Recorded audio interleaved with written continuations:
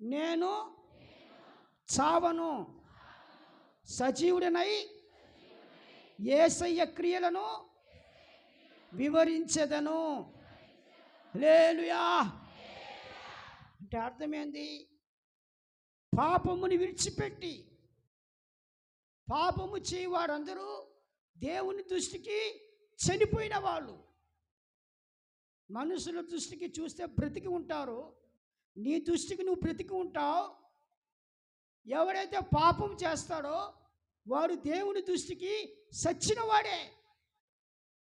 కాబట్టి ఈరోజు నువ్వు పాపముని విడిచిపెట్టి దేవునికి విరోధమైన వాటి క్రియలను నువ్వు విడిచిపెట్టి నీవు సజీవుడవై యేసుక్రీస్తు క్రియలను నువ్వు ప్రజలకు తెలియచేయాలి.